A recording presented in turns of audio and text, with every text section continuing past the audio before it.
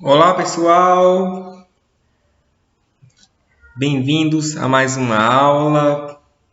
Professor Alain Henrique falando. Então, pessoal, nós sabemos que devido à pandemia nós estamos nesse ritmo de aula, tá certo? Nessas aulas EAD. E hoje eu vou relembrar para vocês um pouco, fazer uma revisão, né, na verdade, sobre um tema importante, tá certo? Que é o controle de qualidade. E seguindo, nós falaremos um pouco mais de outros temas, tá certo? Vamos lá. Então, pessoal, quando a gente se refere a esse assunto, a gente se pergunta: o que é controle de qualidade? Controle de qualidade nada mais é do que a qualidade e a veracidade daquele exame. Nós, quando formos fazer os exames do laboratório, precisamos que aquele exame saia de forma correta, da melhor forma possível, certo? Então, todos os laboratórios de análises clínicas, quando pegam seus exames, eles passam por muitas e muitos testes para sair da melhor forma possível, tá certo? Então, o controle de qualidade se passa de duas formas. Tem o controle de qualidade interno e o controle de qualidade o quê? Externo, que eu vou falar um pouco mais para frente. Então, sobre o controle de qualidade interno. Quando eu falo interno, já me remete a quê? A internamente, dentro do laboratório. Quando eu faço controle de qualidade interno, situam-se alguns equipamentos que são realizados nossos exames, que nesse exemplo aqui eu coloquei a máquina de bioquímica, a máquina de hematologia e alguns reagentes que são utilizados nessas máquinas, certo? Pessoal, vocês devem saber, muitas vezes não podemos confiar no equipamento. O equipamento pode estar descalibrado, o equipamento pode estar em mau funcionamento, pode ter algum resquício de amostra no equipamento. Então, nós precisamos verificar se aquele equipamento está funcionando bem para eu poder fazer minha amostra, para eu poder fazer meu exame bem, tá certo? E é aí que se situa a calibragem dos equipamentos. Eu tenho que calibrar os equipamentos. O que significa calibragem, professor? Deixar o equipamento zerado, certo? O equipamento tem que estar zerado, sem nenhum resquício de amostra, com todos os reagentes bem, para que eu possa fazer meus exames, certo? Então, essa é a importância do controle de qualidade do quê? Interno, certo? Eu faço esse controle de qualidade interno para a veracidade do meu exame. Tá certo? Controle de qualidade interno já se remete a dentro do laboratório, interno do laboratório. Eu não preciso sair para outro laboratório para poder fazer as minhas amostras e os meus exames, certo? Vocês vão relembrando aí, tá certo? Porque eu já dei esse assunto para vocês, tá certo? Eu chego agora no controle de qualidade externo. Se o controle de qualidade, pessoal, interno, remete a dentro do laboratório, o controle de qualidade externo remete aqui a fora do laboratório, certo? Como é que eu faço o controle de qualidade externo, professor? Vou falar agora. Eu coloquei aqui um exemplo de um laboratório, tá certo? Onde eu faço meus exames. Porém, o dono desse laboratório, quem trabalha nesse laboratório, não está confiando naquele resultado daquele exame. É uma pessoa que se diz normal, não é diabética, por exemplo, e o exame aponta 400 de glicose. Alguma coisa errada, não é? Então, eu tenho que verificar todo esse contexto. Eu fiz o controle de qualidade interno? Fiz. Eu tenho que fazer primeiro o controle de qualidade interno antes de partir para o controle de qualidade externo. Eu fiz esse controle de qualidade interno, mas ainda continua dando 400. E o paciente jura por Deus que aquilo não é verdade. Ele não é diabético, certo? Então, qual a recomendação? Eu parti para outro laboratório, um vizinho meu. Geralmente são parcerias feitas entre os laboratórios para fazer esse controle de qualidade o quê? Externo, certo? Aí eu parto para outro laboratório. Aí eu digo, pessoal, se esse laboratório que eu fui deu aproximadamente 400, que foi o exame, o resultado que deu no meu laboratório, o meu laboratório está certo ou não? Sim. Eu posso confirmar que meu laboratório está certo, beleza? Mas se eu fui para o laboratório 2 e o laboratório 2 deu normal o exame do paciente, eu posso confirmar qual dos laboratórios está correto? Não. Certo? Nesse caso, eu tenho que ir para a minha terceira tentativa, meu terceiro laboratório, para tirar a minha dúvida. Esse terceiro laboratório vai ser o definitivo, onde eu posso bater o martelo se quem está certo é o paciente, se quem está certo é o laboratório 1, se quem está certo é o laboratório 2, certo? Então, eu vou para o terceiro laboratório. Se o exame do meu paciente, no meu terceiro laboratório, deu aproximadamente 400, 398, 402, 410, 390, que é aproximadamente o número que deu no meu laboratório 1, certo? Então, podemos dizer que quem está certo é o laboratório 1, porque ele se aproximou mais de outro laboratório, tá certo? O laboratório 2, teoricamente, estaria o quê? Errado, certo? Porém, se o meu laboratório 3, nesse resultado de normal, o exame do paciente dá normal, o paciente aceitou, eu não sou diabético, Então, quem estaria correto é o laboratório 2.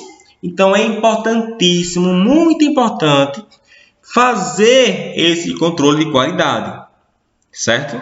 Muito importante mesmo. Todo o laboratório faz esse controle de qualidade.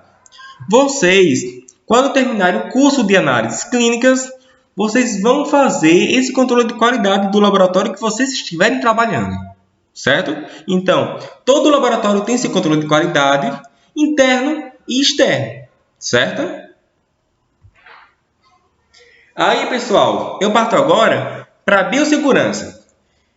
Biossegurança, tá certo? É um assunto importante na nossa qualificação. Por quê?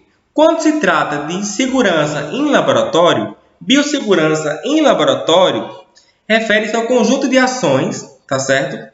Que vão objetivar a prevenção de acidentes, certo? Como eu posso prevenir que os acidentes aconteçam? Certo? Tudo isso é biossegurança. São normas que devem seguir, seja ela por EPI, seja ela por EPC, de todas as formas que eu posso prevenir acidentes no meu ambiente de trabalho.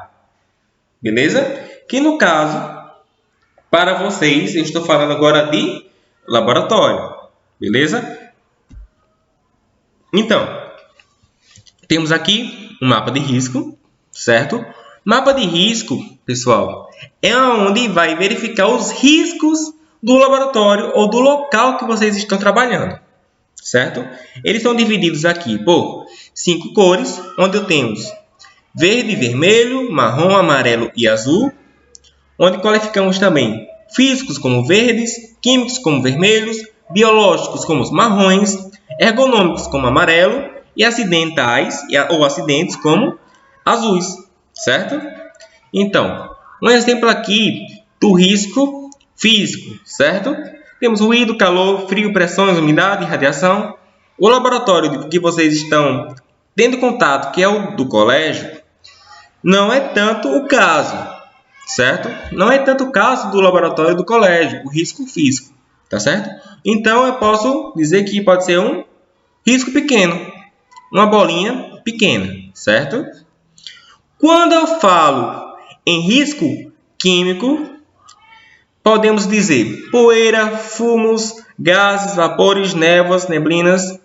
Também não, pessoal. O laboratório que vocês estão trabalhando, principalmente os de análises clínicas em geral, o risco químico ele não é tão grande, tá certo? Então podemos dizer que é um risco pequeno. Aí aqui já chega no risco maior que vocês vão enfrentar no laboratório de vocês. Por isso, é importante que se protejam, certo? Temos aqui risco biológico, definido pela cor marrom, certo? Onde qualificamos o vírus, fungos, parasitas, bactérias, protozoários, certo? Esse risco é o que vocês mais vão enfrentar. Por isso a importância da proteção, dos EPIs, usar luva, tá certo? Porque todo laboratório corre risco de contaminação. Vocês podem estar mexendo com o sangue de um paciente portador de HIV, tuberculose, Covid-19, né? Então, todas essas doenças vocês podem estar entrando em contato no laboratório de vocês, tá certo? Temos aqui que, no caso biológico, seria o risco elevado no laboratório de análises clínicas. Temos aqui risco ergonômico, definido pela cor amarela, onde temos transporte de carga repetidamente várias vezes, né? Ritmo excessivo. Podemos classificar aqui, pessoal, o risco ergonômico de médio a elevado. Muitas vezes está associado à postura, né? O risco ergonômico, se você não tiver uma postura adequada, se você tiver transportando um material de risco, entendeu? Então, de médio a elevado. E temos aqui também o acidentes, tá certo? Tipo de risco acidente, que é definido pela cor azul, onde temos arranjo físico, iluminação inadequada, incêndio, eletricidade. Isso aqui pode ser como risco médio, tá bom? Tem todo o canto que vocês vão trabalhar, eu vou falar mais para frente. Nas normas regulamentadoras do laboratório, deve-se ter normas adequadas para se trabalhar. Iluminação adequada, tá certo? Extintores para evitar incêndios. Então, a eletricidade tem que estar adequada também. Tudo são normas para o quê? A segurança dos trabalhadores, certo? Aí aqui, certo? Eu falei muito para vocês. Equipamento de proteção individual. O que é? EPI, definido como EPI, que podemos dizer aqui os aventais ou jalecos, tá certo? Aventais, nesse caso é a mesma coisa de jalecos. Em outros lugares, no sul, sudeste, eles usam muito avental, a palavra avental, tá certo? Capacetes, luvas, máscara, óculos de proteção, respiradores, viseiras. Então, eu bato mais uma vez na tecla, pessoal. Quando vocês estiverem no laboratório, é indispensável o uso dos EPIs, tá certo? Por isso que é inevitável que vocês usem jaleco no laboratório e sapato fechado. Porque imagine só um risco de acidente, vocês estão mexendo em uma seringa e essa seringa cai no pé de vocês. Então é um risco de acidente, tá certo? Lembrando, pessoal, jaleco é um equipamento de trabalho, tá certo? Jaleco não é brincadeira, não é para desfilar, não é para brincar, é um equipamento de trabalho, tá certo? Aí aqui temos os EPCs, certo? Equipamentos de proteção coletiva, do coletivo. Temos a capela, tá certo? Que é um equipamento que vai conter odores mais fortes de contaminação, principalmente em laboratórios de química ou microbiologia, tá certo? Coletadores de resíduos, para vocês descartarem seus resíduos, chuveiros de emergência, extintores de incêndio, lava-óleos, saídas de emergência. Ou seja, isso aí não vai proteger só uma pessoa, isso aí vai proteger o quê? O coletivo, certo? Então, é importantíssimo, é indispensável o uso tanto dos EPIs quanto dos EPCs, certo? Temos aqui um exemplo da capela, que eu disse para vocês. A capela que vai proteger tudo aquilo de contaminação que tem um odor geralmente muito forte ou aqueles produtos que são muito contaminantes. Eu trabalho atrás disso para o quê? Proteção, certo? Aí, pessoal, eu chego na parte de resíduos laboratoriais, tá certo? Os resíduos laboratoriais fazem parte da rotina. São gerados em pequena escala, mas em grande variedade e com naturezas variadas. Não devem ser negligenciados, não devem ser esquecidos, certo? Gerir os resíduos representa uma postura ética e de responsabilidade socioambiental, pois além de ser uma obrigação legal, pode correr risco para a saúde de todos à sua volta, certo?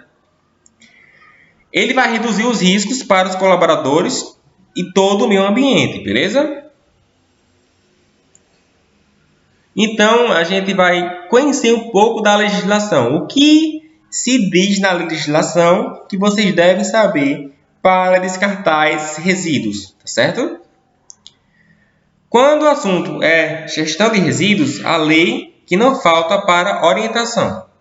A Política Nacional de Resíduos Sólidos de 2010, por exemplo, foi criada devido à crescente preocupação da população com o meio ambiente e a saúde pública associada aos resíduos, tá certo? Voltada aos serviços, a RDC 306 de 2004 representa todas as diretrizes necessárias para a criação do Plano de Gerenciamento de Resíduos de Saúde, tá certo? Aí agora, pessoal, é a parte mais importante de resíduos, certo? Vocês devem se ater a isso. Grupo A. Grupo A da classificação.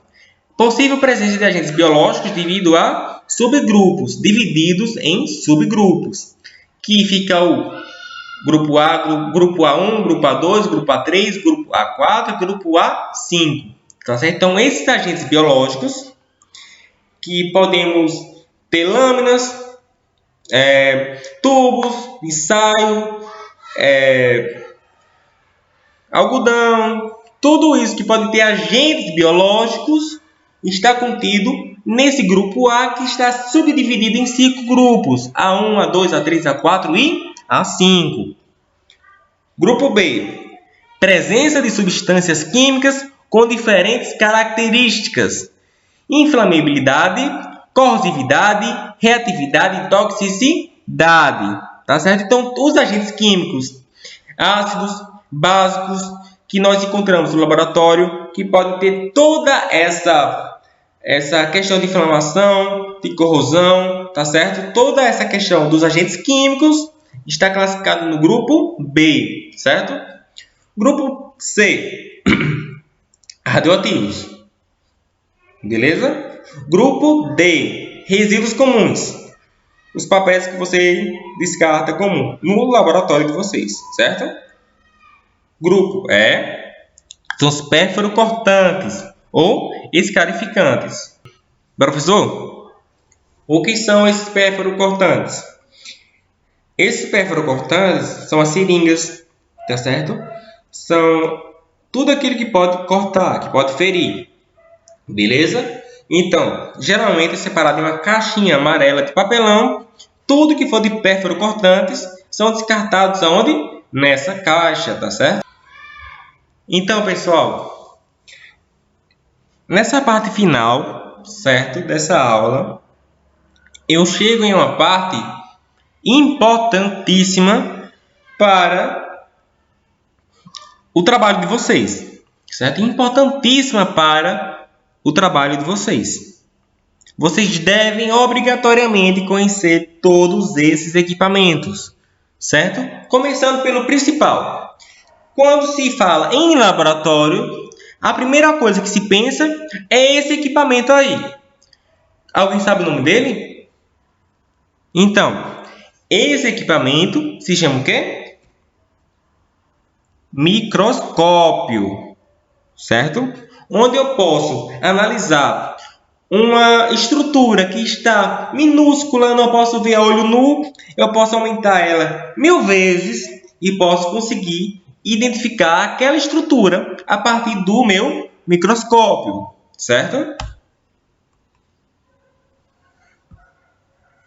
Isso aí, outro equipamento, outro instrumento muito importante no laboratório de análises clínicas, que é o que? A pipeta, certo?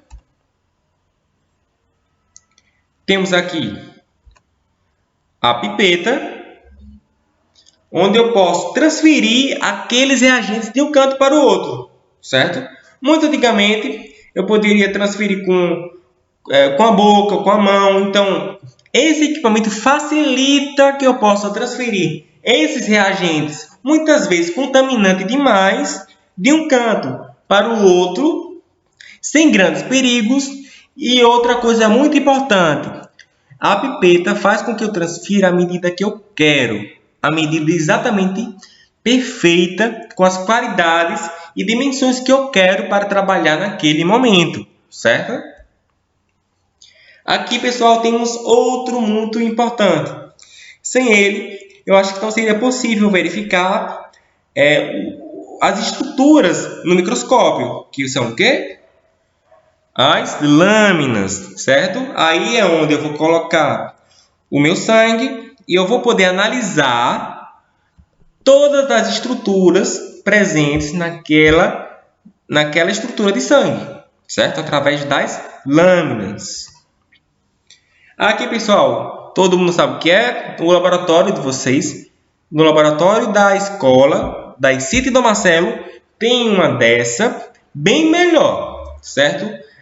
Que se chama o quê? A centrífuga. A centrífuga da escola de vocês não se tem melhor na Paraíba, pode ter certeza, nem no Brasil. É a melhor de todas da região, certo? O que é que vai fazer a centrífuga de vocês? A centrífuga vai separar aquilo que eu preciso no meu reagente, certo? Ela vai separar o soro da parte sólida do sangue. Então, quando eu vou colocar para centrifugar, vai separar a parte sólida vai para baixo e a parte líquida, que é o plasma ou soro, tá certo? Que eu vou querer analisar a minha estrutura da glicose, do carboidrato, está tudo presente no soro, certo? As hemácias, né? Tudo que eu vou querer analisar vai estar presente no plasma, no soro. Então, vai ficar na parte de cima. A parte sólida desce e a parte de líquida sobe. Tá certo? Importante isso na centrífuga é sempre colocar um tubo de frente para o outro. Vocês vão aprender muito mais na prática depois, enquanto vocês forem visitar o laboratório, certo? Aqui temos um tubo côncavo, geralmente, aí eu coloco urina, certo, pessoal? Para fazermos exames de urina, eu coloco a urina aí, vou partir para a centrífuga, parto para os exames físicos, químicos, sedimentoscopia. Então, principalmente a urina, eu vou colocar nesse tubo, certo? Vocês vão ver muito mais para frente em outras disciplinas, vocês vão ver um pouco também em bioquímica 2, vocês vão ver também urianálise, muito sobre esse tubo, tá certo? Vocês vão ver muito na prática também, certo? Mais para frente. Aqui, pessoal, é um utensílio, tá certo? Muito utilizado nos exames de urina. Quando vocês forem ver urinálise, vocês vão ver que a urinálise é dividida em 3 partes. O exame químico, o exame físico e a sedimentoscopia. No exame químico, tá certo? Eu vou utilizar essas minhas fitas, onde eu vou analisar o meu pH, a minha densidade da urina, se eu tenho nitrito, que são bactérias na urina. Então, tudo isso eu vou analisar nessas fitas. Eu vou colocar essas fitas na minha urina, naquele meu tubinho de urina, e ele vai acender essas coresinhas. Vocês vão ver também mais para frente. Mas a cada cor vai significar uma coisa diferente, certo? Então, fitas de urina. Temos aqui os corantes de hematologia, os corantes panóticos, tá certo? Onde eu vou corar meu sangue. Porque, pessoal, quando eu coloco meu sangue na lâmina, eu não vou conseguir analisar nada não, certo? Eu tenho que corar esse meu sangue para eu conseguir identificar detalhe por detalhe, estrutura por estrutura. Senão eu não vou conseguir diferenciar uma célula da outra. Vocês vão aprender um pouco mais em hematologia 1, em hematologia 2, no segundo e terceiro ano, certo? Aí, pessoal, nós temos aí uma exatamente igual a essa no laboratório de vocês. Que é o quê? Uma estufa, certo? A estufa vai servir para esterilizar os objetos que vocês vão utilizar no laboratório de vocês, certo? Se você vai reutilizar alguma lâmina, se você vai reutilizar algum tubo ou algum equipamento que você precisa reutilizar para o dia a dia do laboratório, eu coloco aí, tá certo? Na estufa e ela vai atingir uma temperatura tão alta que vai matar todos aqueles micro-organismos, aquelas bactérias, aqueles vírus, aqueles fungos presentes nos seus equipamentos, nos seus objetos, certo? Então, pessoal, essa foi uma breve aula, né, para vocês.